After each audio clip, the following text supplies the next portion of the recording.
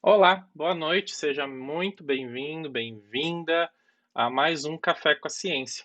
E hoje o Café com a Ciência é muito especial. Eu vou ter a honra de conversar com um ex-aluno meu, que eu tive o prazer de dar aula, de acompanhar o crescimento dele. Ele é o Matheus Santos. Ele é biólogo, fez graduação no Centro Universitário FMU. Atualmente ele é técnico no Museu de História Natural do Colégio Dante Alighieri e é pesquisador colaborador no Observatório de Aves do Instituto Butantan.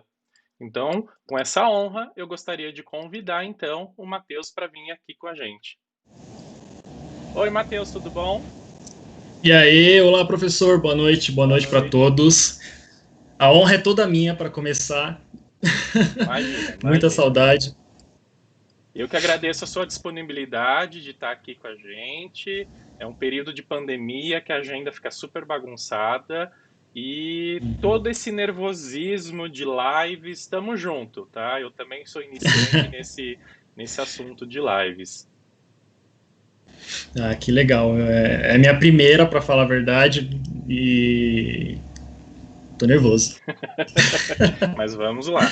Para a gente conhecer um pouco você melhor, do quem é o Matheus, como que foi a sua formação? Por que que você escolheu fazer biologia? Por que que você gosta de ave? O que que te chamou a atenção? Isso começa quando eu era muito recém-nascido. Meus pais eles sempre tiveram aquários em casa, animais em casa. Eu sempre tive esse contato com praia, por causa de casa de tio. Eu fui afeiçoado ao bicho. Acho que eu já nasci abraçado, não sei. Sempre gostei de animais, sempre gostei de ver os animais. E eu fui crescendo, ainda criancinha, comecei a gostar de dinossauro. Então, meu prazer era brincar com bonequinhos de dinossauros. Eu lembro que meu pai me trazia toda semana uma coleção, um item da coleção de dinossauros. Então, meu prazer era decorar os nomes científicos dos dinossauros. Bacana. E isso foi crescendo, sempre sendo trabalhado. Inconscientemente. Eu gostava de assistir muito documentário sobre bicho, aprender sobre bicho. Tinha aquelas enciclopédias enormes de bicho, de vida selvagem. Era o que eu gostava de ler, de passar meu tempo. Às vezes, nem sabendo ler, eu ficava só vendo as figuras, as imagens dos bichos. Posteriormente, isso tudo foi acontecendo naturalmente. Eu passei a gostar bastante de peixes e comecei a gostar de aquários, a gostar de pescar, de ter contato com esses bichos. E aí eu comecei a pensar em trabalhar com peixes, trabalhar com o mar. Só que eu sempre tive uma cabecinha nos dinossauros, né? Então, com muita influência do Jurassic Park, eu queria ser paleontólogo e trabalhar com o mar ao mesmo tempo. Eu acho Isso que na toda pré. uma geração, né, foi influenciada pelo Jurassic Park, embora conceitualmente ele seja um pouco errado, né, por conta da representação de grandes répteis e tudo mais, mas eu acho que foi um filme que marcou história, porque eu acho que nunca a biologia foi retratada num filme com predadores velozes, aquela coisa de família em perigo, de salva sua vida, sem ser uma coisa exagerada, né, sem colocar um animal que seja super inteligente, que nem o planeta dos macacos, sem humanizar, né, esses animais. Isso, e essa era a minha paixão, ficar acompanhando Jurassic Park, filmes com dinossauros e filmes com, por exemplo, Godzilla. Godzilla era uma paixão de 98, que era literalmente o contrário da história do Japão, era um lagarto que literalmente cresceu. E crescendo nessa vivência, chegou minha pré-adolescência, mais ou menos adolescência, eu comecei a gostar de animais mais atuais, então foi totalmente embaralhado. Cheguei no final do ensino médio, e eu fiquei meio na dúvida do que fazer, de como fazer. Procurei paleontologia, meu pai me ajudava procurando coisas sobre oceanografia, faculdades de oceanografia. E no fim eu descobri que existia a matéria de paleontologia dentro da faculdade de biologia. Então eu falei, então vou entrar na biologia. E foi quando eu entrei na FMU, e já entrei direcionado a gostar de bichos, né? Eu ficava ainda meio na dúvida do que eu queria, se era biologia marinha, se era paleontologia, se era algum outro grupo de animais. Mas eu acho que de tanto ter essa vivência com animais, inclusive zoológicos, eu gostava de visitar muito o zoológico quando era criança, então acho que meus profissionais que me inspiraram foram os tratadores que eu via lá mexendo com os bichos. E eu sempre falava, eu quero fazer isso, eu quero ter contato com bicho. Então já entrei com a mentalidade de querer trabalhar com bicho, de me dedicar a isso.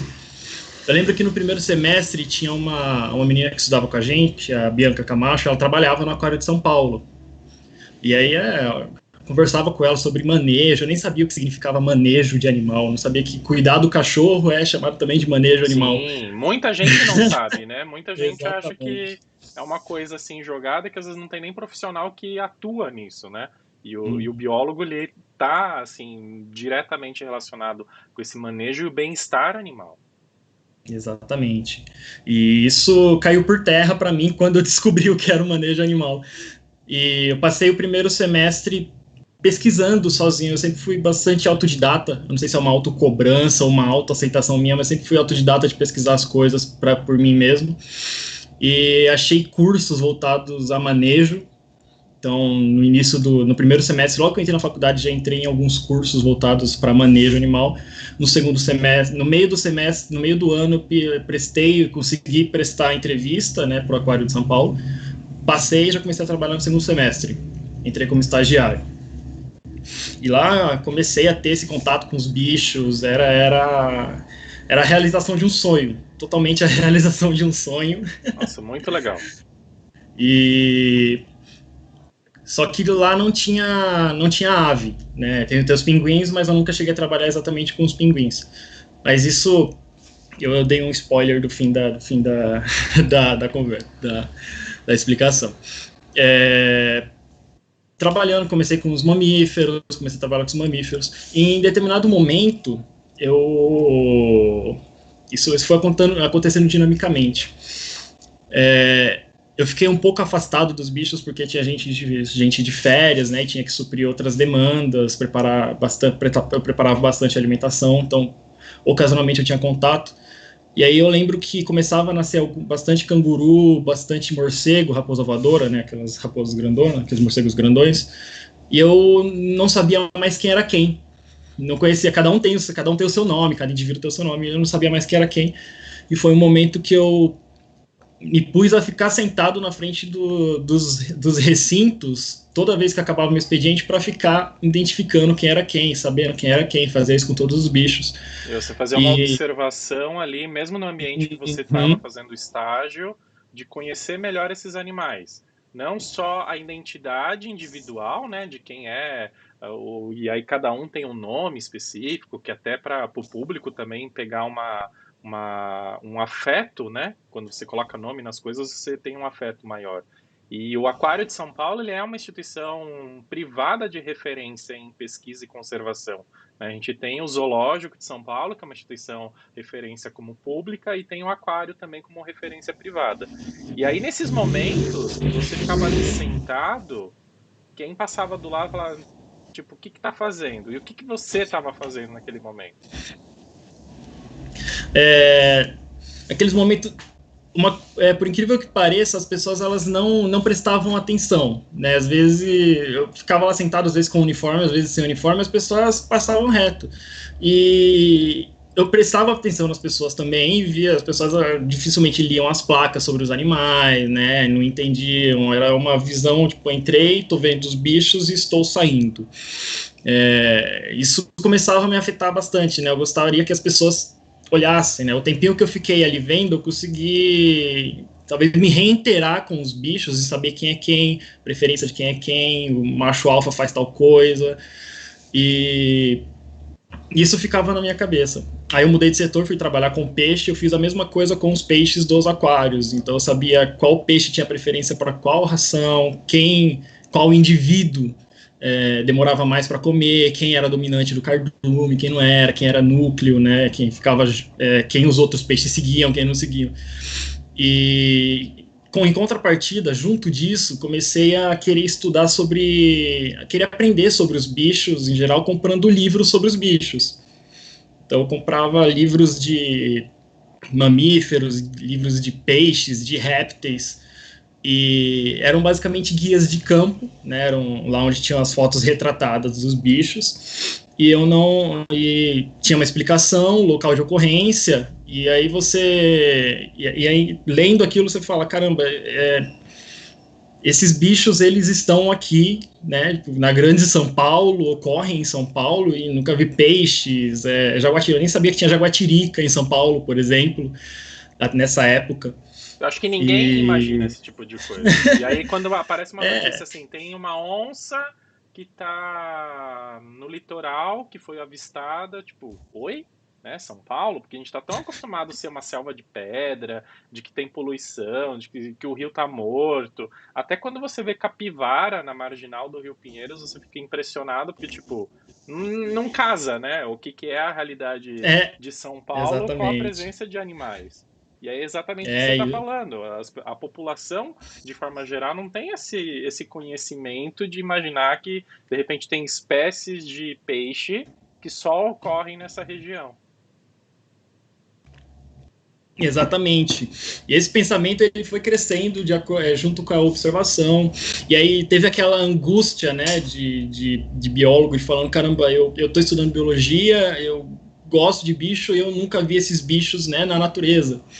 Então eu vou falar.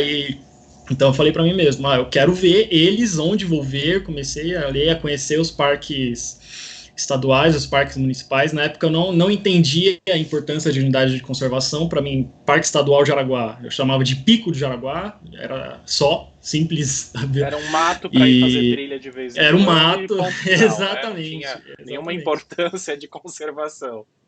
Exatamente.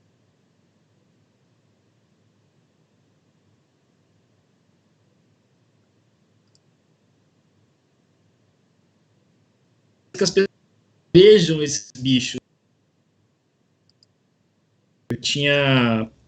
Eu às vezes, quando eu estava parado, principalmente na parte dos peixes, eu ouvia as pessoas falando muitas coisas, talvez muitas coisas absurdas, mas não só que são absurdas, é que não é o conhecimento que chegou até eles, é o conhecimento que chegou até eles e eles estão repassando, muitas vezes errôneo, errado. Normal, a educação ambiental está aí para isso. Então eu chegava, conversava, desmistificava, e eu falei, isso é educação ambiental, isso precisa ser feito de alguma maneira. E aí eu falei, então vou ver esses bichos, mas como eu vou provar que eu vi esses bichos? E aí eu pensei paralelamente na fotografia. E foi quando eu comecei a falar, tudo dinâmico, tudo hiperdinâmico acontecendo ali no final de 2015 e começo de 2016. E aí foi quando eu investi numa pequena câmera compacta, né, com bastante zoom. Meus pais me ajudaram a escolher, a comprar.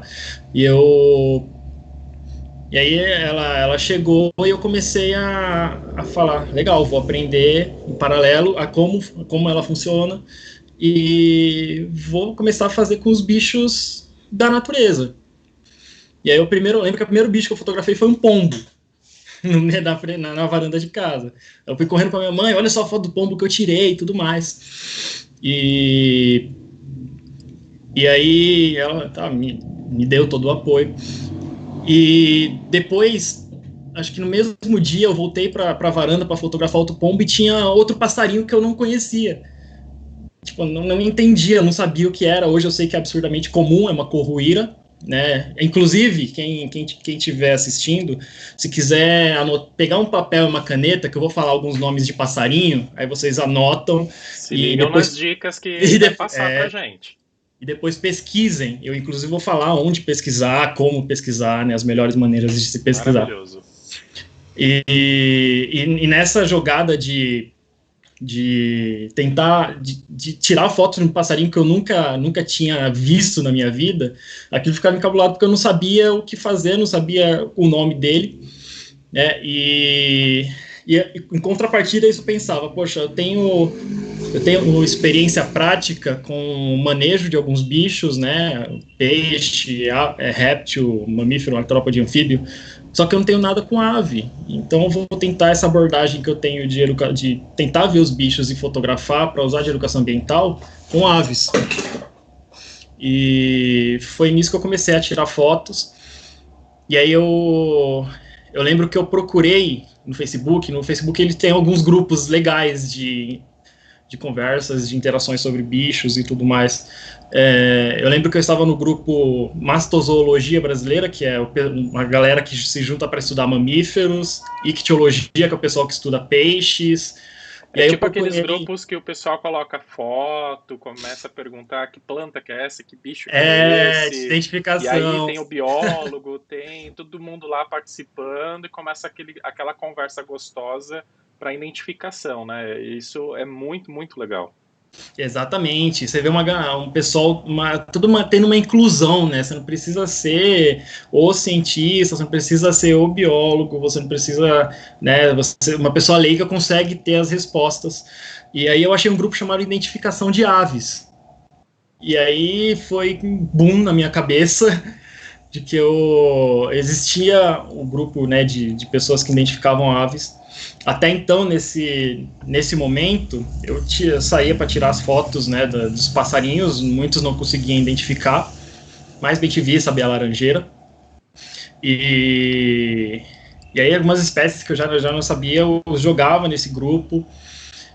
E aí, num dado dia, isso crescendo junto com o aquário, mas eu já estava com essa ideia de tirar foto, né, das aves ou dos animais que eu visse no caminho, mas aí eu percebi que passarinho está em todo lugar, né, e aí era mais fácil de tirar foto do que achar uma onça parda para tirar foto, por E o que exemplo. é impressionante que você faz essa colocação de passarinho estar em todo lugar, tem gente que não faz ideia disso, né? Tem gente E que isso às a gente vezes fala mais está para no frente, né? escritório, sai para almoçar todo dia e nem se dá o trabalho de olhar para cima, né?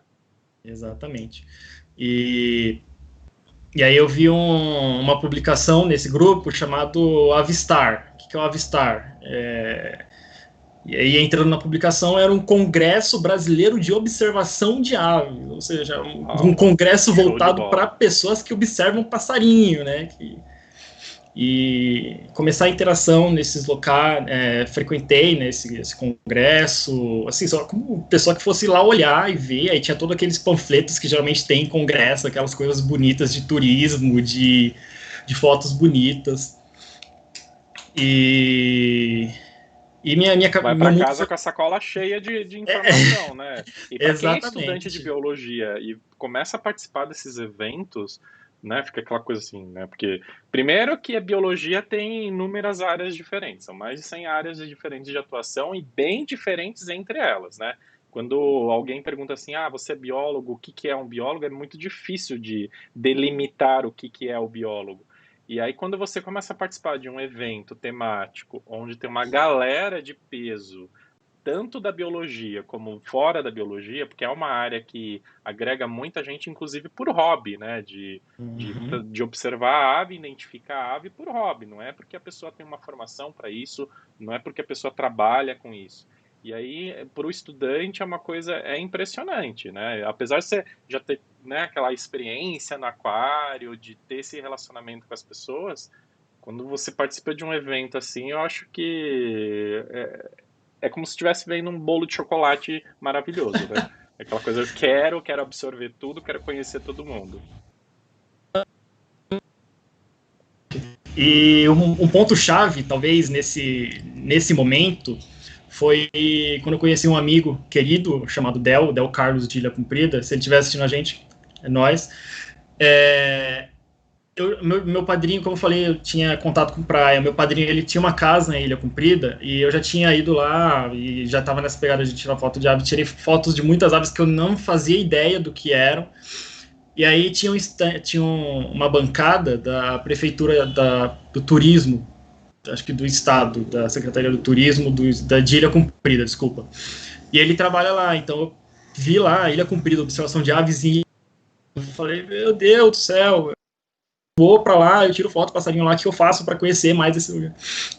E aí tinha um livro de aves, tinha acabado de ser lançado um livro de aves de Ilha Comprida, né, e surreal, e eu já fiz história, acho que foi o primeiro livro voltado para passarinhos que eu adquiri, né, foi um start surreal.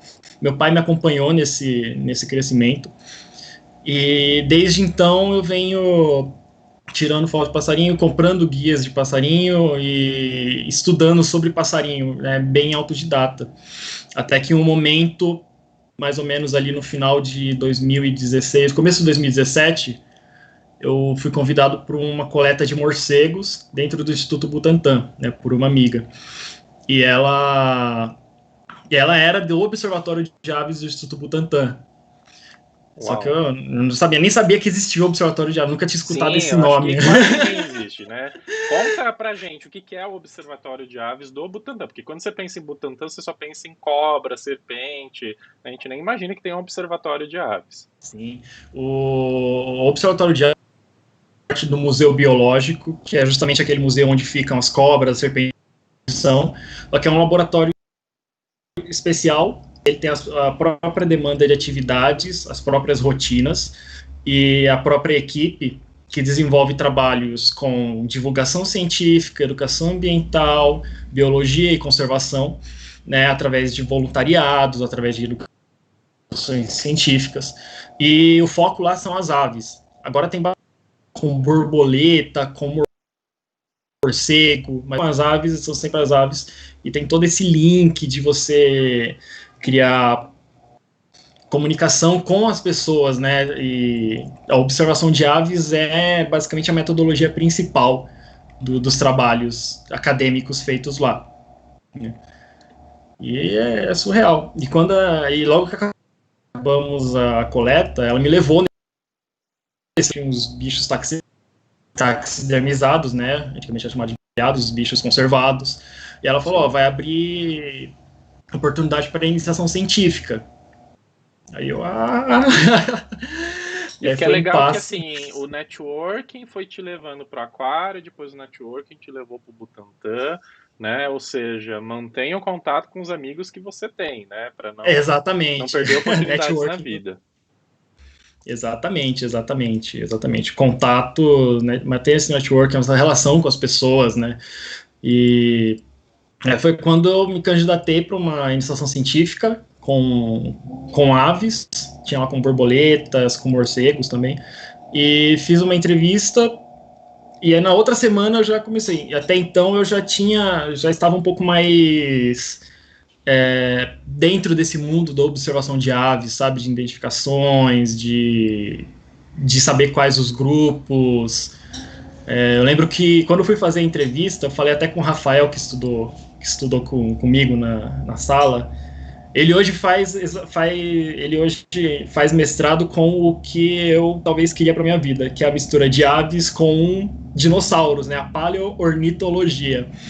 É Show de surreal. bola, né? Muito legal. E aí ele me falou: você conhece o pessoal de lá? Eu falei: não, eu não conheço. Ele falou: você conhece o ornitólogo de lá? O ornitólogo é quem estuda passarinho, né? Eu falei: não, não conheço. Aí ele me passou o nome. Antes do dia da entrevista, eu passei a noite vendo vídeos, né, do ornitólogo, Luciano Lima, que é meu orientador até hoje. E só para poder chegar lá e saber o que falar. E aí foi quando eu passei, né, na entrevista, que saí do aquário e me dediquei exclusivamente ao Butantan. Foi um período de voluntariado, né, porque a bolsa não havia saído, eu queria me dedicar um pouco mais a isso, né, queria ter mais experiências no aquário, fora do aquário, explorar outras áreas, principalmente essa de aves que havia me chamado bastante atenção. E me transformou no que eu sou hoje, né, o cara louco pelos passarinhos que estuda e fica observando, escutando passarinho onde vai. E é muito legal isso, porque assim, você está dando um exemplo muito claro do que é a realidade do estudante de biologia, né? Que é um curso que ele demanda muita dedicação e de que não é somente aquele pacotinho, né? Não é só aquela É. disciplina que você tem lá na faculdade, aquele professor que você tem contato lá na faculdade. Você acaba explorando outros caminhos, outras pessoas, e é isso mesmo que você está colocando. Fiz estágio numa área, vi que eu queria aprender mais sobre outra coisa, não tinha ali, fui para outro lugar e me dediquei. E eu acho que esse trabalho de você ter ido atrás, né, é teu sonho, você quer trabalhar com isso, quer seguir essa carreira, e a gente tem vários exemplos, né, por exemplo, o próprio Rafael que você mencionou, eu acho que são pessoas que inspiram a gente de ir atrás, né, de realizar os próprios sonhos, porque às vezes você pensa assim, eu vou fazer tal coisa, mas e aí, né? Qual que é o caminho? E quando a gente pega um exemplo que tá uma pessoa lá no Globo Repórter, lá no National Geographic, você olha para essa pessoa e você fala, pronto, né? Nasceu em berço de ouro, virou biólogo desde criancinha e sempre teve tudo. Não, né? É um trabalho de você ir atrás, de você fazer contatos, tem os altos, tem os baixos. Então, assim, eu fico muito agradecido pela sua colocação da sua realidade, porque é importante as pessoas saberem que é exatamente isso que acontece, né? Que não é uma coisa dada, não é assim, olha, eu tenho aqui uma iniciação, vem para cá, te dou bolsa, te dou tudo e ok, né? Não, tem que ter um sacrifício, tem que ter uma questão pessoal de estar disponível, né? Exatamente. E esse crescimento nunca para, né? Nem depois de formado, nunca vai parar essa correria. E eu acho que atualmente, voltando para a vida profissional, como eu trabalho também no Colégio Dante Alighieri, eu nunca consegui deixar, por mais que minhas atividades não estejam voltadas, né, para os passarinhos diretamente, eu não consigo não prestar atenção neles. Eu não consigo não. Isso literalmente. Prestar atenção em passarinho existe na mesma naturalidade para mim do que olhar para o semáforo se ele está vermelho ou verde. É natural. É natural. E muitas vezes involuntário. Né, porque eu literalmente não estou pensando, estou matutando na cabeça, pensando em muitas coisas, e os bichos cantam e eu presto atenção, né, aleatoriamente. E o que você dá de dica? Porque assim, quando a gente pensa, olhar um passarinho é como se eu estivesse vendo um semáforo. O semáforo tá ali, ele chama a atenção e muitas vezes naquela paisagem horizontal, o semáforo ele tá bem em destaque porque é uma paisagem neutra, né? Sim. Quando a gente pensa na ave, geralmente são aves pequenas, ela tá numa árvore, né? E uma árvore hipotética, ela tá lá cheia de folhas, cheia de galho, cheia de fio, cheio de tudo ali no meio, né? Até tênis pendurado, dependendo da região. Sim. Como que você consegue treinar o teu olho para olhar para aquela mancha verde, tudo misturado, e conseguir identificar um passarinho? Que muitas vezes a gente escuta, né? A gente está andando no ambiente, a gente escuta muito piado, muito canto. Mas como que você consegue ter esse olhar de, pá, tá ali, né? E sacar a câmera e começar a sua fotografia?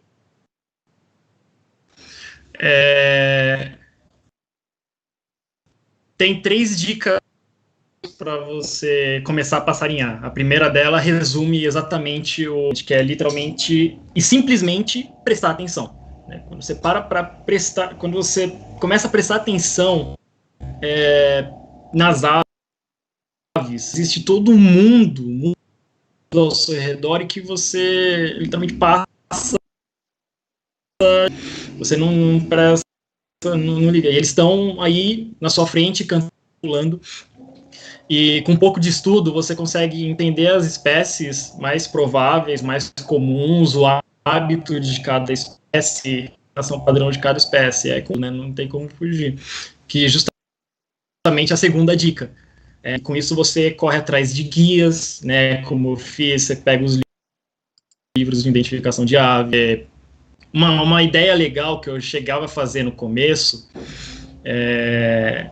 anotar no celular mesmo, em mensagem, né? Ó, ele é pequenininho, tem barriga amarela, as costas verdes, tá no meio da árvore. E isso nos guias de livros, eles descrevem os hábitos dos passarinhos, né? Além de ter a coloração, né, tudo ilustrado, eles descrevem e você consegue dar uma comparada. Mas o primeiro passo é você prestar atenção, sabe? Não precisa começar a já querer sair identificando. Dá para começar com os primeiros bichos, com os bichos mais comuns que tem em todos os bairros, em todas as ruas de São Paulo, que é o bem-te-vi, todo mundo passa, acorda com eles de manhã, sabiá laranjeira, que na primavera canta de madrugada, os periquitos verdes, que passam gritando, todo mundo chama de maritaca, mas se você for parar para pensar, existem 5 espécies dentro da cidade de São Paulo que são chamadas de maritaca. Uau! Maritaca 5 vem do espécies tupi, diferentes, ou seja, tem 5 exatamente. espécies só aqui nessa selva de concreto. Exatamente. E muitas outras que podem aparecer, né? Que maritaca vem do tupi, que é literalmente buto. Então, todos os bichos da família dos psitacídeos, que são dos papagaios, das araras, eles são muito barulhentos, principalmente nas partes da manhã ou quando eles estão se deslocando. Então, você generaliza chamando maritaca, mas você tem o periquito verde, tem a maracanã pequena, que inclusive é a menor espécie de arara do Brasil e voa por cima das nossas cabeças. Exatamente, é muito louco, né? Não existe arara em São Paulo. Eu penso em arara, a minha cabeça tá lá no Pantanal, na Amazônia, não tá aqui. Exatamente, então é surreal. Existe o periquitão, maracanã, ele é todo verdinho, tem o biquinho um pouco claro, branquinho, em volta do olho branco também. Tem o tuim, que é um dos menores periquitos do mundo, né? Desse tamanhozinho assim, bichinho. Tem a tiriba também, que é uma espécie florestal que de vez em quando passa por dentro da selva de pedra. Na região sul de São Paulo, mais ou menos ali no Jabaquara, tem o Parque Estadual das Fontes do Ipiranga, que é onde fica o zoológico, o Centeco, o Jardim Botânico. E ali tem uma comunidade de tiribas que elas voam nos entornos e elas passam cantando. Mas aquela coisa, você aprende com o tempo a diferenciar quem é quem, aprende com o canto, os bichos cantam diferentes, né? E essa acaba na segunda dica, e a terceira dica é registrar. Registrar da maneira que você achar. Nós temos plataformas que permitem a pessoa poder enviar o registro, seja fotográfico, seja sonoro, seja apenas uma lista, né? Aí você entra no conceito de ciência cidadã ou ciência colaborativa, que é um termo estrangeiro que vem crescendo bastante no Brasil, que basicamente consiste na construção de uma ponte entre a academia, né, a ciência, e a população. Então você inclui a população. Né? Exatamente. No Brasil, a Então gente vê o quanto a ciência é negligenciada pela população, mas não porque a população é contra a ciência, muitas vezes porque não conhece, né? Porque a gente acha que cientista é tudo um bando de doido que está dentro do laboratório, que faz coisas que não tem nada a ver comigo no dia a dia. Mas pelo contrário, né? Tudo que o cientista está fazendo, inclusive observando uma ave, ele está trazendo muitos dados, até às vezes de mudança climática, de mudança de padrão de temperatura da cidade, do crescimento urbano, quando a gente, né, invade áreas preservadas para construir bairros, casas e tudo mais. Então a população às vezes olha assim, cientista, né? Mas na verdade a ciência está no dia a dia da gente, e essa ponte ela é muito necessária. Exatamente. E a observação de aves, ela engloba trocentas consequências a partir da prática dela. A observação de aves, ela é uma atividade que visa trazer as pessoas para a natureza, para juntar as pessoas e trazer essa conexão com a natureza. Né? Então, ela incentiva na conservação. Diretamente na conservação, porque acho que um dos maiores problemas ligados à conservação vem da desconexão das pessoas com a natureza, né? Se não tem contato, se a pessoa não tem contato, tem menos gente preocupada com a natureza, e menos gente preocupada com a natureza resulta em menos natureza, que resulta em menos gente preocupada com a natureza, né? E isso é um ciclo vicioso. E quem paga o preço é a natureza, né? Porque daí as pessoas não estão apoiando nenhuma iniciativa de conservação Quando você pergunta para uma criança, para um jovem, ou mesmo para um adulto, ah, faz um desenho de uma ave. Às vezes vai desenhar um flamingo, vai desenhar uma ave que nem tem no Brasil, né? Que nem é a espécie nativa.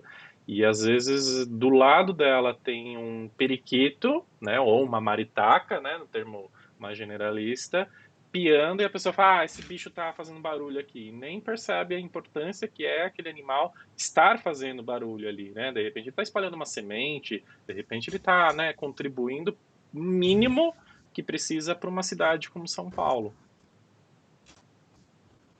Exatamente.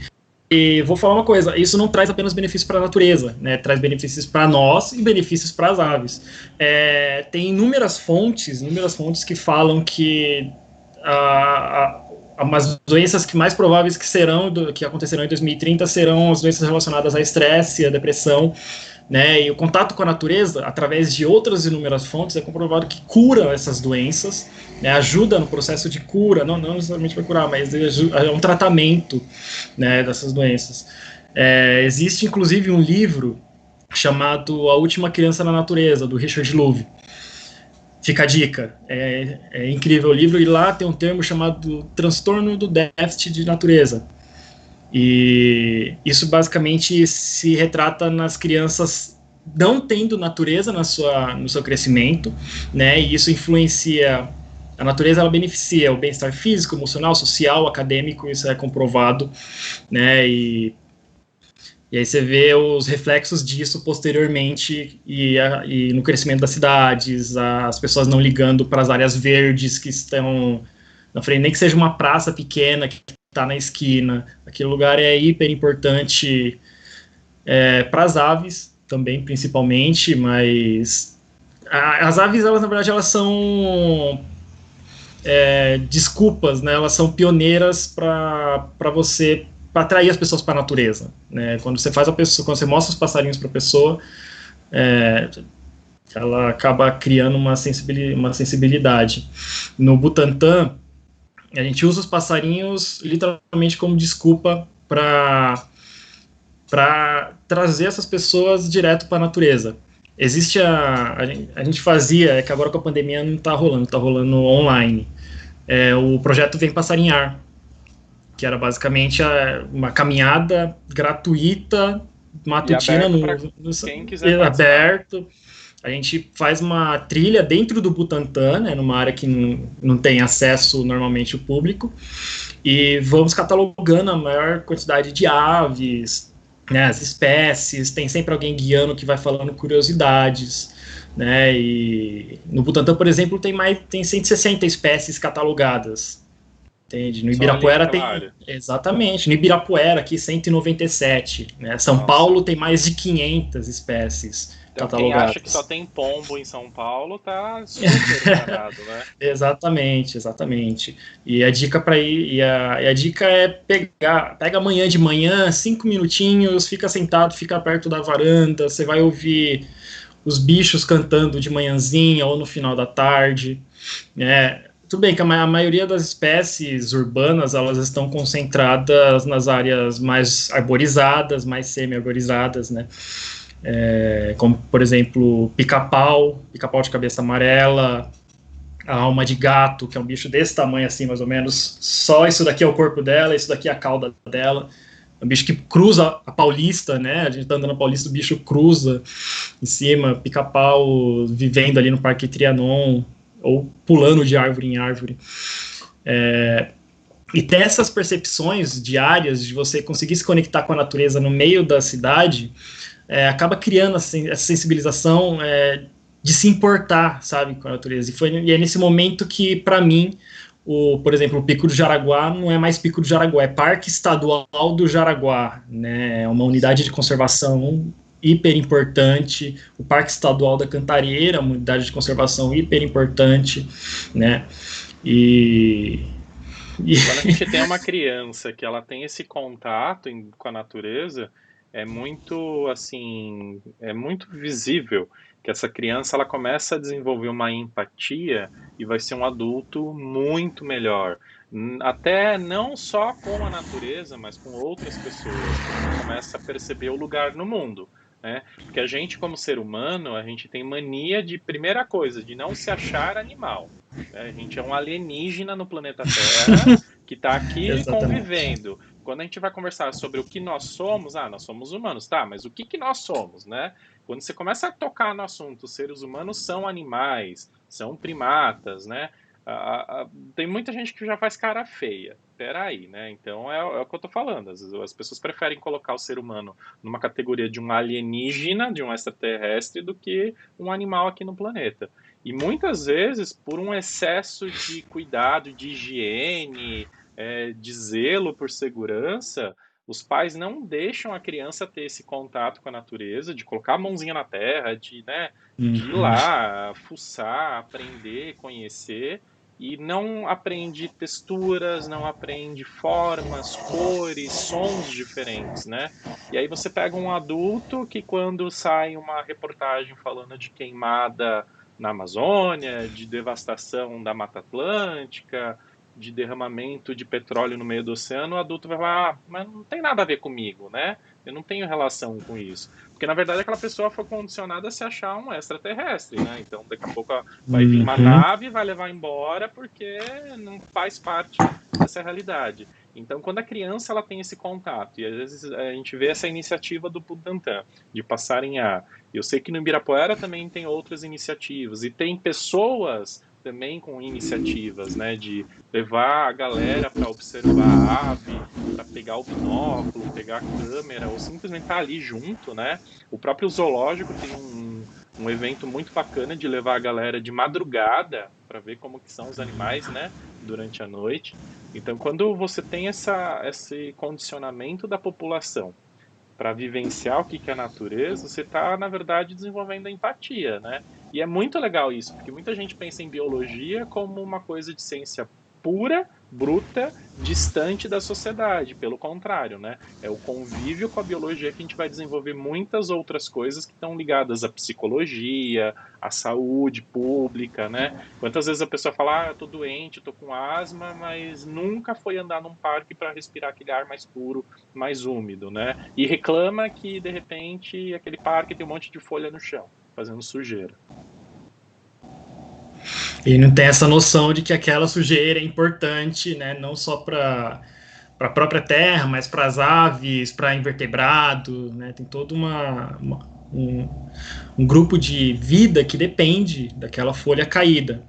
Eu vejo bastante andando mesmo no meio da Paulista, as folhas caindo e as pessoas varrendo as folhas direto para o esgoto, né? E tem jardins do lado que você podia jogar, por exemplo, as folhas serviriam de matéria orgânica. Composteira, né? Podia muito É, bem ter aquele punhadinho e colocar. E aí, quando chove, alaga tudo, pô, né? Tá alagando, né? exatamente. Na hora que acontecem as consequências, ficar apontando o dedo para a política, né? Para a prefeitura que não limpou, né? Mas cada um pode fazer a sua parte.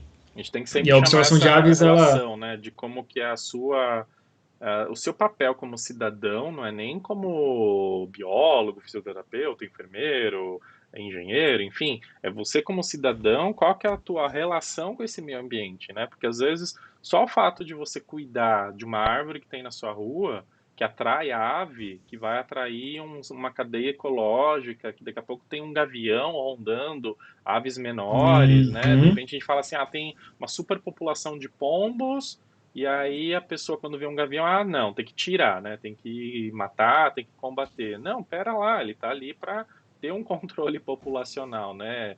Então acaba que os animais, as pessoas, elas esquecem dessa questão de cadeias ecológicas e vivem num mundinho onde de repente o animal é melhor tá ali num terrário, né? Enjaulado e só tô visitando, ok. E tô distante, né? A maritaca que me acorda todo dia de manhã, na verdade, ela mais me enche a paciência do que eu vejo a importância dela enquanto um ser vivo que está ajudando na dinâmica da cidade, né? Exatamente. A gente divide o planeta com eles, né? Somos todos organismos e estamos tentando manter o equilíbrio ecológico, né? Mas que o ser humano tenha venha diminuindo cada vez mais os ambientes naturais, né? Os bichos, eles estão buscando refúgios. Tem os que conseguem ter um jogo de cintura melhor, né? Que são os que se adaptam mais às cidades. Que eles geralmente são mais oportunistas, né? Os sabiás, o bem-te-vi, o sanhaço cinzento, inclusive, é um bicho extremamente comum. Talvez seja o bicho que eu mais escute durante o dia, né? O sanhaço, ele é frugívoro, mas ele não é tão sensível assim às alterações ambientais. Em frente de casa, por exemplo, tem uma figueira, e aí ela produziu um monte de frutinhos. E todo dia de manhã eram 2 espécies de sanhaços, eram 2 espécies de sabiá, era bem-te-vi, arrodo, periquito, sabe? E acho rua movimentada, barulho de carro, os bichos estão ali. Muitas vezes você não precisa nem olhar para cima, só de você ter a sensibilidade de escutar, de saber que tem uma galera ali, tem um outro mundo ali que você, às vezes, principalmente nessa dinâmica da falta de contato na natureza, logo desde criança, você não tem a sensibilidade, né? Como você falou, o exemplo do gavião. Existem diversas espécies de gaviões e falcões na cidade que prestam serviços comendo os pombos, ratos, né? Gavião cacho hiper comum na cidade, ele fica em cima dos prédios. O carcará, né, que é característico de ambientes secos. O gavião miúdo, que é especialista em pegar passarinhos, ele vive nas áreas verdes, nas praças. Então, eles são seres vivos, né? Eles têm esse direito, a gente divide com eles esse momento, né? E a observação de aves, ela é basicamente um meio de conectar as pessoas com essa natureza, né? E os passarinhos, eles são embaixadores, eles são coloridos, cantam bonitinho, cantam legal, são bonitos, né? E tem todas aquelas outras questões que isso engloba a observação de aves, como ele gera renda, né, para as pessoas. Quando a pessoa começa a fotografar aves, ela já conhece todos os bichos que estão no seu quintal, ela fala, poxa, agora eu vou para um parque municipal.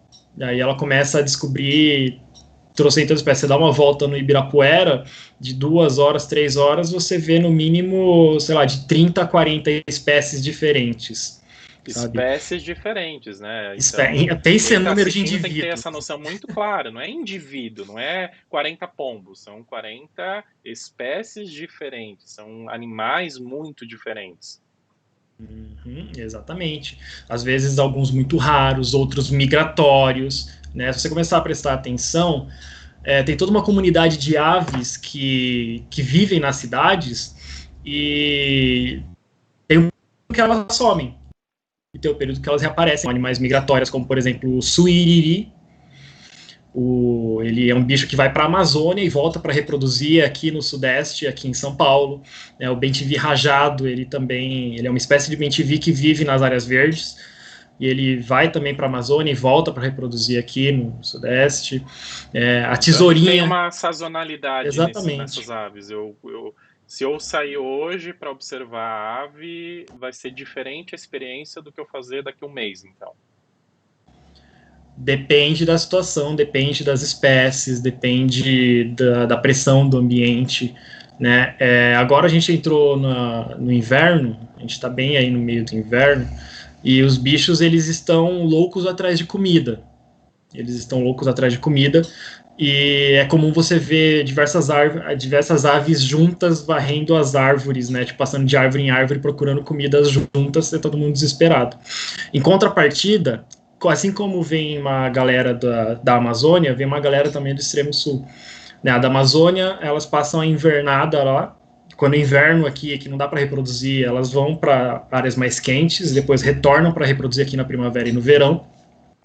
E agora que é o inverno, tem uma galera do extremo sul que não aguenta o frio de lá e vem para cá, para áreas mais quentes, né? A represa de Guarapiranga é um exemplo clássico e único da importância por exemplo, de uma área de manancial, de uma área alagada, de uma área literalmente vasta de água, porque muitas espécies migram, muitas espécies de patos, muitas espécies de marrecos, muitas espécies que dependem da água ou de ambientes úmidos, muito úmidos e alagados, elas encontram aqui em São Paulo o refúgio, né? Ou aparecem nos lagos de Ibirapuera, ou aparecem no Lago do Parque da Aclimação, né? Mas essa é a importância e a sensibilidade de manter a preservação desses locais, né? E a importância de preservar até para a conservação de espécies, né? Porque quando a gente pensa na Guarapiranga, eu só penso nela como represa, como fonte de água para Uhum. abastecimento. Mas de repente a gente não imagina que, sendo um lago, né, enorme, está recebendo um monte de ave, está recebendo um monte de espécie que seja fixa ou temporária, mas que é importante para a dinâmica daquele ambiente, né? Para você ter uma ideia, no final dos anos 90, início dos anos 2000, houveram registros de tuiuiu na Guarapiranga, né? Você pensa tuiuiu, a cegonha grandona, você pensa Pantanal. Sim. Não, os bichos, eles vêm do interior, né, acompanhando o rio Tietê, e aí se perdem. E aí tem a Guarapiranga que supre, né, as necessidades, pelo menos os recursos que eles precisam no momento, até alçarem voo novamente. E você vê toda uma conexão aí com Sim. preservação de áreas verdes. Nossa, muito É bem legal, legal. porque ninguém imagina esse tipo de coisa, né? A gente olha como se fosse uma paisagem fixa que não tem mudanças, não tem nuances, não tem nada, né? E aí, assim, se eu hoje sou uma pessoa, não sou biólogo, e quiser conhecer a área de observação de aves, começar a passarinhar, o que você dá de dica para essas pessoas que querem, que têm esse interesse? Porque quando a gente vê Europa, os Estados Unidos, a gente vê que lá é um hobby muito forte, né? É comum as pessoas terem esse hábito para relaxar, para, né, desestressar no final de semana, para mudar os horizontes do pensamento. E aqui no Brasil é uma coisa que cada vez está crescendo mais, né? A gente já tem esse costume de importar algumas coisas, então a gente está importando alguns bons costumes. Qualquer pessoa pode começar a passarinhar? Como que é essa questão? O que você dá de dica? Porque às vezes a minha preocupação é assim, é uma pessoa que resolve observar, mas ela vai querer manipular o animal, né? Ela vai querer pegar, ou de repente ela vai achar um ninho que tem filhote, vai querer mexer para tirar uma selfie, né? Então, o que você dá de dica para quem quer começar nessa área? Certo. Eu retorno na primeira dica do prestar atenção. Você prestar atenção nos bichos ao seu redor. Sem as mãos, né? Só olhando o olho e Sem o as ouvido, mãos. né? Ouça, veja os bichos voando longe. Não precisa. De primeira instância, você prestar atenção, você acaba descobrindo esse outro mundo que está ao redor do seu mundo. E as coisas elas vão crescendo naturalmente, né? Você fala, eu quero entender quais os passarinhos que tem na minha rua, que tem no meu quintal. Para você ter uma ideia, no quarteirão, acho que, sei lá, posso falar de qualquer pessoa, ou pelo menos a maioria das pessoas, não é de qualquer pessoa, não tem distinção. Entre o seu quarteirão, ou até 3 quarteirões em volta da sua casa, tem no mínimo 30 espécies de aves. Uau. Eu posso falar agora, eu estou morando há pouco tempo aqui, onde eu estou agora, no meio, perto da 9 de julho, e já estou com 28 espécies. Né, e na Prefeitura de São Paulo, no site da Prefeitura de São Paulo, tem um guia de aves da cidade de São Paulo. Um guia fotográfico de aves, dá para você baixar gratuitamente. Né? Acho que você escrever no Google Guia Fotográfico de Aves da cidade de São Paulo. Você vai direto para o site da Secretaria do Verde do Meio Ambiente e você consegue fazer esse download, né, gratuito. Ou, se quiser esperar voltar, né, as saídas de observação de aves, a gente distribui eles fisicamente. Mas esse guia ele já pega na segunda dica, que é o estudar e conhecer. Né? Então você vê o passarinho, tenta anotar ou ouve ele, e aí você tenta comparar com as fotos dos bichos, tanto que o guia deve ter quase 100 espécies, E vai né, de anotando aves. cor, vai anotando tudo que você está vendo, né? Vai descrevendo o que Para você você está poder vendo. comparar com o guia depois. Sim. E sempre tenta aquele networking de de procurar grupos de observadores, né? A galera da observação de aves, ela se ajuda, todo mundo tem a mesma finalidade, observar os passarinhos. E por mais que seja uma atividade que esteja crescendo aqui no Brasil, como você mencionou Europa, Estados Unidos, que são atividades bem mais antigas, né? A observação de aves nos Estados Unidos, ela é sem comparação. Para você ter uma ideia, existe o Dia Mundial de Passarinhagem, de contar passarinho. Então as pessoas tiram um dia do ano para contar passarinhos.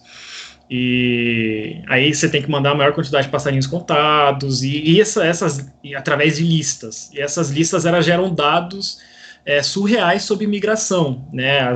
Tem universidades que tem o gifzinho da migração dos bichos através apenas das listas. E se você pegar os Estados Unidos, onde o Brasil tem 1919 espécies de aves, 1919, né?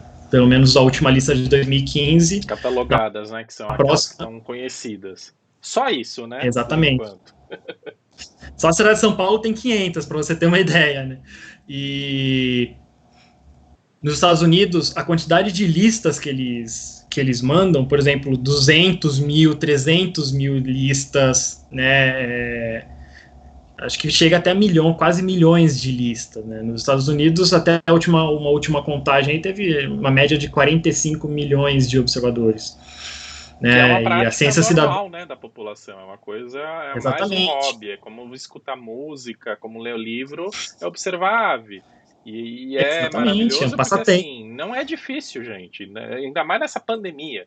Né? Você está em casa, abre a janela e fica ali, enquanto você está tomando o seu sol da tarde. É só começar a prestar atenção nos movimentos, né? Você vai identificar coisas. E aí é só, né, evoluir um pouquinho essa atividade. Então, além de você estar observando, você também começa a registrar, que aí você está treinando, você está pegando nuances, detalhes. E quando você joga num guia, como por exemplo esse guia que você citou que é gratuito, qualquer um pode baixar.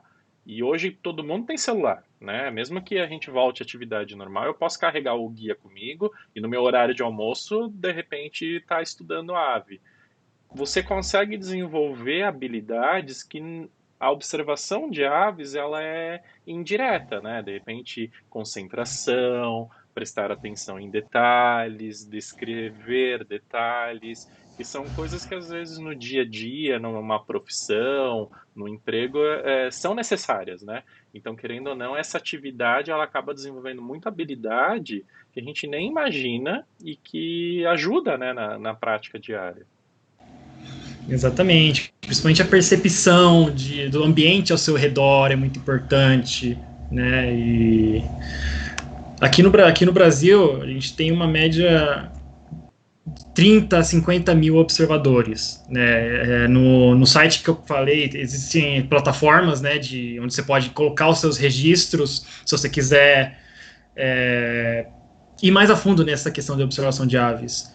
A primeira dica, preste atenção. A segunda, identifique. A terceira, registre. Você pode registrar. Aí que entra, né, a fotografia. Você pode registrar através da fotografia. Não é necessário saber sobre fotografia, não é necessário ser fotógrafo para tirar foto de passarinho. Né? Eu faço isso com o celular. Eu não tenho mais minha lente para tirar foto, aquelas fotos mais detalhadas, então eu tiro foto com o celular. Mas tirar foto com o celular já é um registro, né? E isso naturalmente te impulsiona a querer mais ou não gravar áudio cantando, né? Eu tenho um amigo que trabalha comigo que começou recentemente nesse negócio de observação de aves e hoje já está lá mandando lista adoidado. Ele está identificando fotos nos grupos de identificação de aves. Ele começou recentemente, ano passado. E uau, então, o network funcionando, né? Trouxe o Matheus já está influenciando outras pessoas nisso.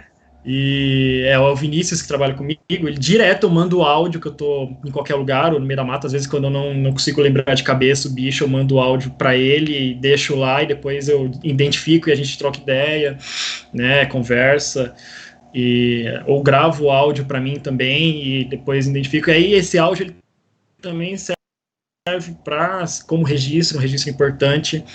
E pode usar binóculos, você pode usar lunetas, né? Aí vai de cada um, para falar a verdade, né? Eu atualmente. Não precisa de equipamento muito caro para quem quer começar. Não, exatamente não. Mas é um hobby, é um passatempo. Se for do agrado, né, você tem aquele investimento inicial. Consequentemente, pode ou não te chamar para um investimento um pouco mais avançado, né? Mas a importância dessa última parte, dessa última dica do registro, é que esses registros eles viram dados a serem analisados, né, pelos cientistas, entende? Então, dados de sazonalidade, de imigração, de dieta, né? E uh, a gente, o observador ganha com isso por tá entrando em contato com a natureza, né? Tem lá todos os benefícios Toda de estar em contato com a experiência, natureza. nem tem como descrever, né? Tudo ganho que a pessoa está tendo para a vida dela. Exatamente. As aves estão tendo ganho com isso, porque os dados feitos servem para a gente reconstruir ou construir a história dos nossos passarinhos, né? Da ciência.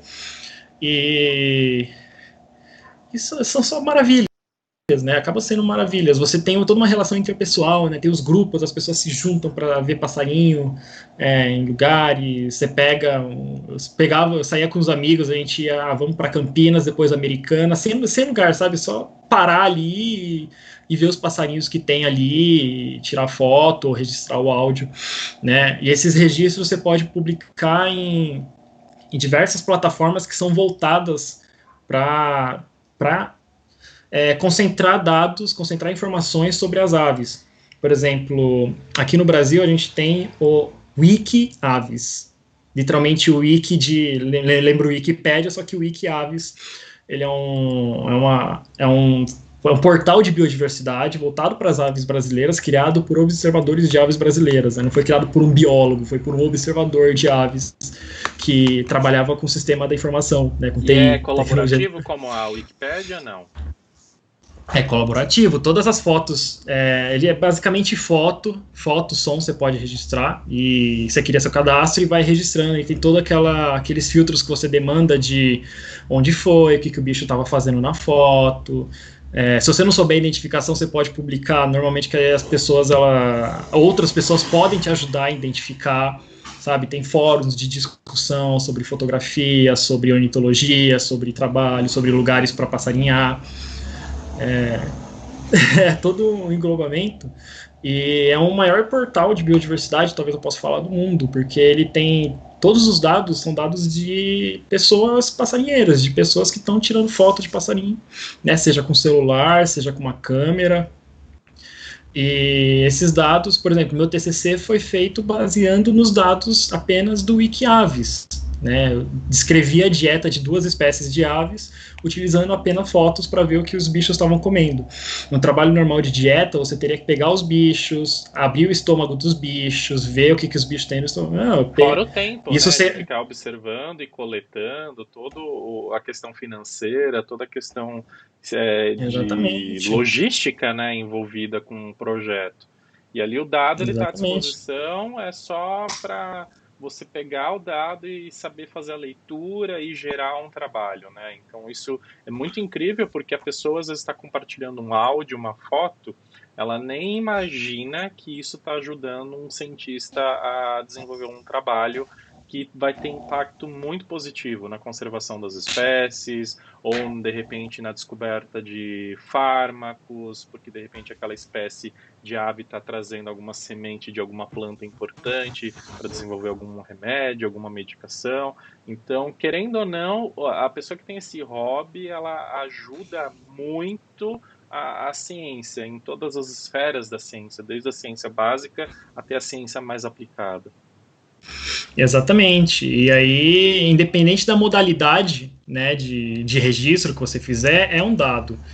Seja por foto, seja por áudio, seja por lista. Existem plataformas voltadas para listas de espécies. Por exemplo, você pode fazer listas da minha casa, lista de aves da minha casa. A FMU, eu tinha uma lista de aves da FMU, acho que eu parei com 21 espécies, né, na época.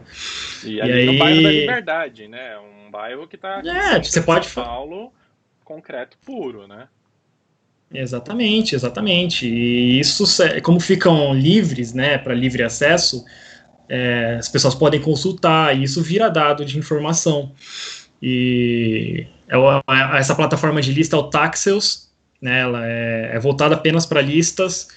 Você vai montando, você pode ir adicionando periodicamente, alimentando esses registros, né? Fica uma coisa bruta, uma lista bruta de todos os bichos que eu vi, por exemplo, na minha rua. Muito Né? legal. Existe um outro e último exemplo chamado eBird, né? O eBird. Ele dá para você colocar foto nele, mas ele é mais voltado para listas, né? São as listas que as faculdades elas utilizam para fazer esses dados, esses gráficos de migração. E ele é através de hotspot, né? É um ponto único onde você vai alimentando ele com lista. E eu, por exemplo, se eu fizesse um na FMU, eu poderia fazer minha lista hoje, aí eu vi sabiá, laranjeira, bem-te-vi e cambacica, que é outro bicho extremamente comum. E aí amanhã você, professor, chega lá e fala, olha, tem uma pomba asa branca, a mesma da música do Luiz Gonzaga, que inclusive é originário do Nordeste e tá expandindo a área de ocorrência por causa do desmatamento, né, por causa das áreas abertas. E aí você fala, eu vi, vou colocar na lista. E aí você alimenta, e aí o Rafael faz a outra lista dele, e aí a FMU ela fica como um ponto concentrado com várias listas. E aí quando eu puxo aquele local, o papel do eu tenho eBird. acesso a todo mundo que está ali Exatamente. alimentando. Isso é muito legal, é muito legal. Porque você tem, e o próprio site está pouca gente gráficos, faz ideia que tem esse sazonalidade. tipo de coisa, né? Exatamente. E isso a gente sempre aborda, né, nas atividades de observação de aves. Inclusive eu falei do Avistar, que foi onde deu o boom da observação de aves. Esse ano ele foi feito online, né? Foi feito um Avistar virtual e teve uma modalidade chamada Janelives. As pessoas elas montam comedouros, né, de passarinhos, colocam uma banana pro passarinho, começa a vir um passarinho, vem 2 passarinhos, vem 3, 4, 5, 6, 7 espécies de passarinho comer as bananas. E aí as pessoas elas colocam câmeras nesses comedouros e transmitem ao vivo. É muito legal. E transmitem ao vivo. E isso tem lives no YouTube, né, sobre esses comedouros, no Instagram, no Facebook. É um reality show da natureza, né? Você fica acompanhando. Exatamente. E é legal para perceber quem são esses visitantes, porque às vezes, se você acha uma câmera dessa perto da região onde você mora, você começa a perceber animais que você nem faz ideia que tem ali no teu quintal. Exatamente. Tem muitos bichos que passam aqui de passagem, né? Não só espécies chamativas de aves, a gente convive também com inúmeros anfíbios nas áreas urbanas. Ali no Trianon, por exemplo, tem uma espécie de rã, chamado rã piadeira, né? Toda época de chuva, de noite, fica estralando esses bichos. Você não imagina, ali no meio da Paulista tem rãs. Sim, uma ilha, né? Porque é uma ilha verde ali no meio do nada, né? Gambás, né, outros animais silvestres, eles estão aí tentando achar o espaço deles. Morcego é outro bicho absurdamente comum, né, absurdamente abundante. E acho que quando você começa a perceber os passarinhos, você começa a perceber esses outros bichos, né? Inseto, por exemplo, é um grupo extremamente negligenciado, insetos, aranhas, né? E a cidade não é só feita de baratas, né? E morto, N né? espécies Porque as pessoas às vezes borboleta. uma aranha, vai lá com a chinelada na mão, vai com inseticida, Exatamente. e nem percebe que de repente é uma espécie que nem é venenosa, nem vai te incomodar, e inclusive vai te ajudar, porque está se alimentando de pernilongo, está se alimentando de outras coisas que podem estar perturbando ali o meio ambiente que você tem dentro da sua casa. Então, quando a gente começa a perceber esses animais, seja qual for, seja réptil, anfíbio, ave, enfim, você começa a entender a dinâmica ecológica que tem na sua casa, que às vezes a gente nem imagina isso, né? A gente acha que dentro de casa só tem barata, formiga e ponto final. Não, tem todo um ciclo ecológico acontecendo e a gente nem está prestando atenção nisso. Exatamente. E tem aves que são especialistas em comer apenas insetos, né? A corruíra é um bichinho que canta aí de manhã, faz um canto elaborado de manhã. É um bichinho marronzinho desse tamanho que fica pulando nos muros. Direto esses bichos morrem por causa de gato, né? Que são bichos quase que presente. Gato é gato solto. Animais domésticos, eles são um dos motivos de extinção de várias espécies, infelizmente. E a corruíra, ela se alimenta exclusivamente de insetos, né? Então ela passa o dia caçando insetos no seu muro, em cima da sua casa, né? Tá lá consumindo baratas, tá consumindo escorpiões. Quanto É muito louco. benefício, né? E eu estava pensando agora que quando a gente pensa na conservação, quantas vezes a pessoa está falando assim, ah, gostaria de ter uma praça com playground para as crianças passarem um tempo quando elas estão, né, em casa e tal. E de repente uma das justificativas disso é você falar da conservação das aves, né? O quanto você plantando uma árvore, tendo uma área de uma praça, um parque pequeno, vai contribuir para atrair aves, que daí vai fazer um controle populacional de algumas pragas, né? Então, assim, eu só vejo benefício, porque você acaba ajudando o bem-estar dos seres humanos, por ter uma área verde, por ter um barulho, por ter né, esse contato com a natureza, mas também você ajuda a saúde pública, porque aí você tem um controle maior. Se for um gavião, um falcão, vai pegar uma ratazana, um pombo. Se for uma ave menor, vai pegar uma barata, vai pegar, enfim, inúmeros insetos que são pragas, né, ou escorpião, que afeta a nossa saúde, né, que estão aqui dentro das nossas casas. E às vezes a justificativa para resolver todo esse problema é simples, é só, né, cobrar mais praça, cobrar mais árvores na rua, cobrar mais aves, né, na rua. Exatamente. Isso entra num conceito, num termo gerado, acho que um pouco antes de 2003, mas ele foi fortalecido em 2003, num trabalho chamado é o conceito de stepping stones, de trampolins ecológicos, em que os poucos pontos de áreas verdes eles servem de fluxo de biodiversidade. Então, a gente tem toda essa influência de aves porque a gente está entre diversos fatores ecológicos importantes. A gente tem a Serra da Cantareira, no extremo norte, a Serra do Mar, no extremo sul, né? Um pouquinho mais para o lado tem a reserva Morro Grande, em Cotia, né? E um pouco mais ali no nordeste, Serra do Itapetim, em Mogi das Cruzes. Conexões, geram conexões. Então, os bichos, eles sofrem essa influência porque a gente está cercado, né, por essa... E às vezes os pontinhos verdes no meio do mapa, eles vão servindo de conexão, de fluxo para os próprios bichos, para o próprio bem-estar, né? Bichos migratórios que estão extremamente cansados precisam juntar recurso, e aí ele consegue recurso comendo um inseto, consegue esse recurso comendo, né, os bichos que fazem mal, ou dispersando plantas nativas, né, em locais que tenham aptidão para poder crescer, né? Às vezes um terreno baldio, que você fala que só tem mato, só tem capim, braquiária invasora, né? Capim invasor. Esse lugar ele serve de ponto de parada para bichos que comem grãos, por exemplo, como o tizil, que é um bichinho preto azulado desse tamanhozinho. Eles comem grãos, o bico de lacre, que por mais que não seja um bicho nativo, ele acabou entrando numa lista do IBAMA aí como espécie nossa, né? Mas é um bicho que veio da África, mas ainda assim é um ser vivo, né? Eles estão aí tentando lutar e tendo toda essa dinâmica. E o bico de lacre está aqui porque a gente não tem espécies nativas para concorrer, né, com ele. Por exemplo, se a gente falar de pardal é um bicho nativo. Desculpa, pardal é um bicho exótico que foi introduzido, acho que em 1800, ou um pouco mais, ou no início do século passado, né? E se espalhou pelo Brasil.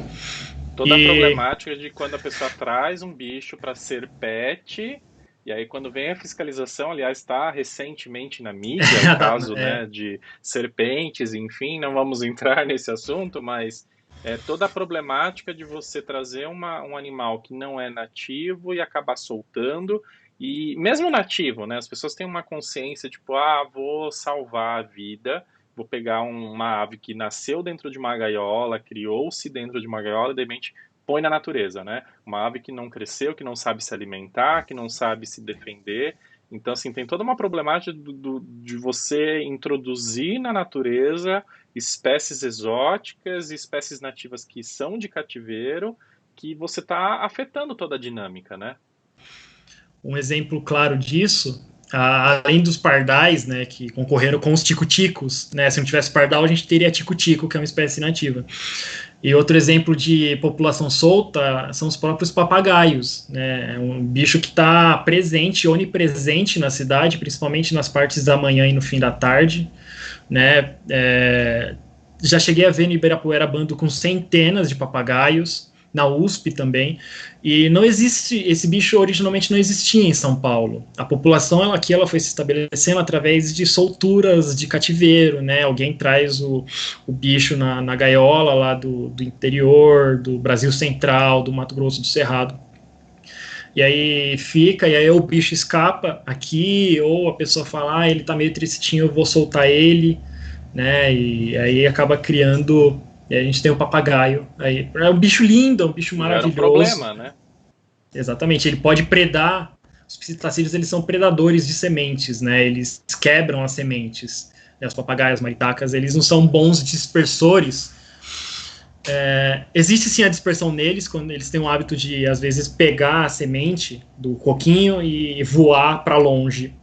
Né, mas geralmente nesse caminho eles deixam cair, e aí às vezes se cai numa terra, planta e nasce um outro coquinho. Mas é mais destrutivo do que colaborativo, né? Exatamente. A questão da alimentação deles.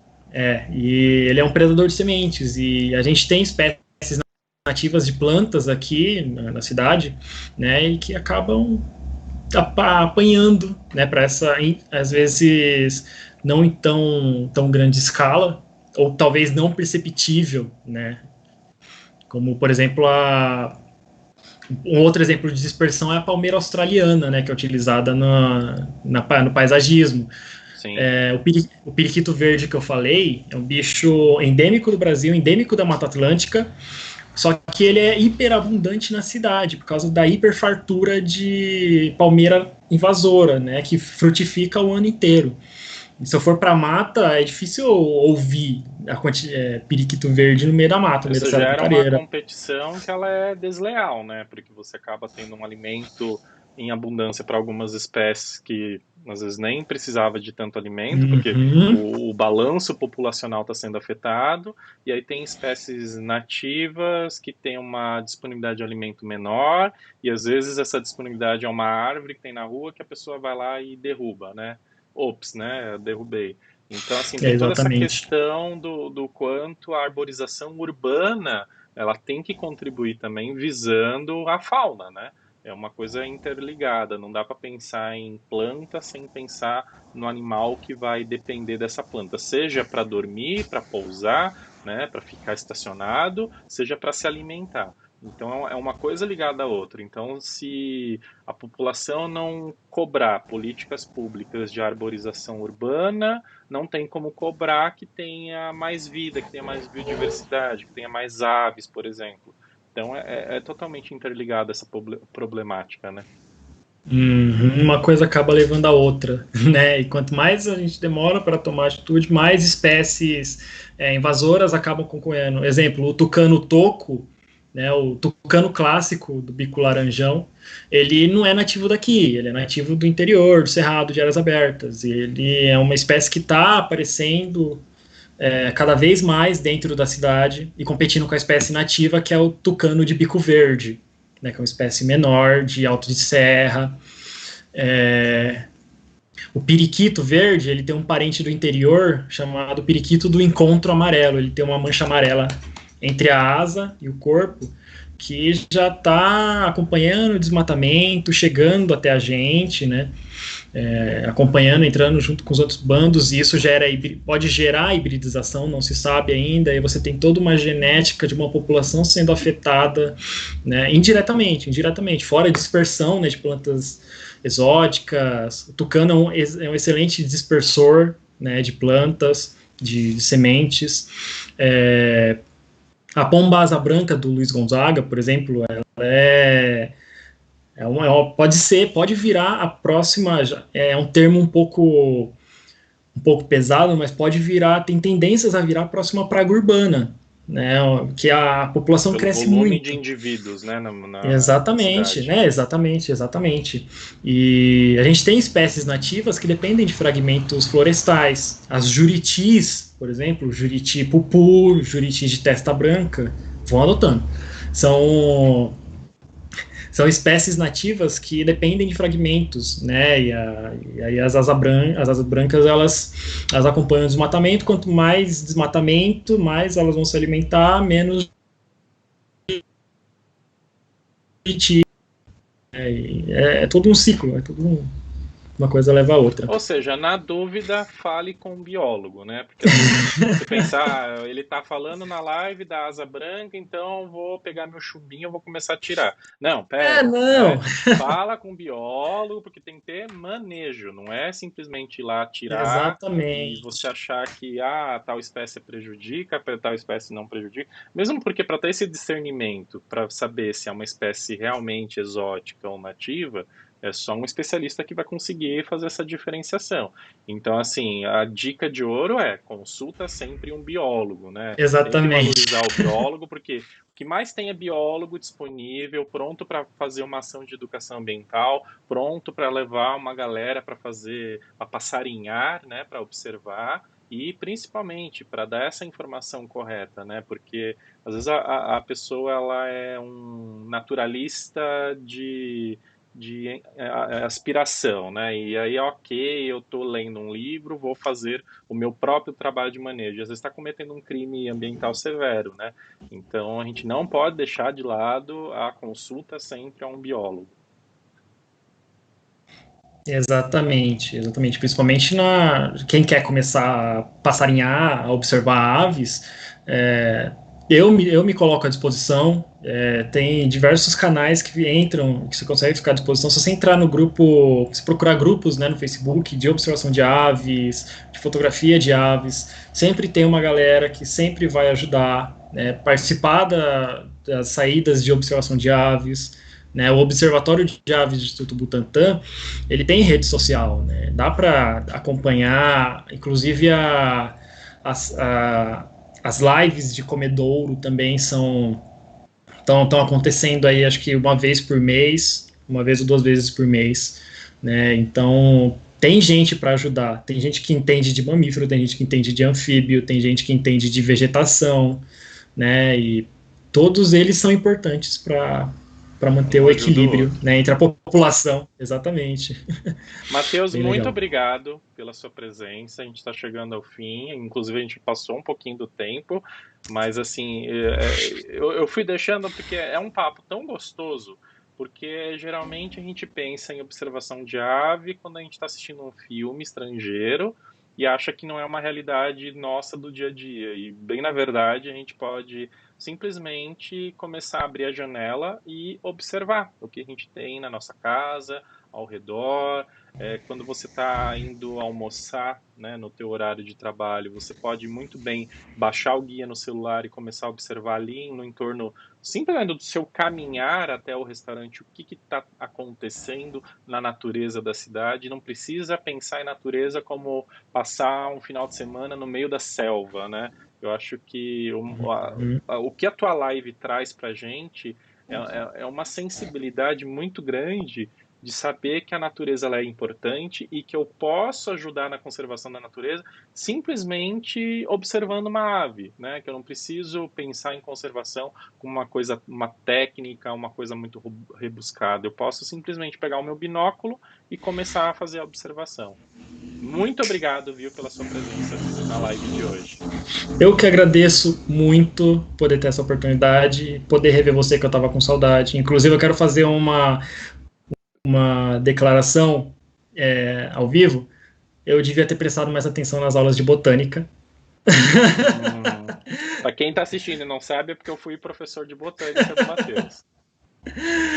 Sinto muita falta de poder entender plantas. Plantas é outro mundo, né? A gente falou de passarinho, mas se for falar de plantas, enfim, não vou me prolongar. É um Muito puxão de obrigado. orelha para os alunos, né? Porque quando a pessoa tem aula de botânica, isso eu lembro, porque várias vezes eu via isso, né? Você começa a falar de famílias, né? A pessoa assim, tipo, para que que eu preciso disso? E na verdade, ó, o seu relato, né? É uma coisa que depende, É, porque assim, se você pega um passarinho, aí ele está se alimentando, sei lá, de uma semente. Que planta que é aquela, né? Porque às vezes você tem que saber, porque se for uma planta venenosa para aquela espécie, você tem que fazer uma ação de manejo para retirar essa planta daquele recinto ou de capturar aquele animal e transferir para um lugar saudável para ele. Então tem toda essa dinâmica, porque o ser biólogo não é ser botânico, não é ser zoólogo, não é ser microbiologista, é ser biólogo. A gente é um pacote cheio de coisas, né? exatamente, exatamente. Chega de rixinhas, né? Ah, eu sou da zoologia, não vou ligar para botânica. Com certeza. Muito obrigado, Muito obrigado, professor. então, e é isso aí. Estamos juntos.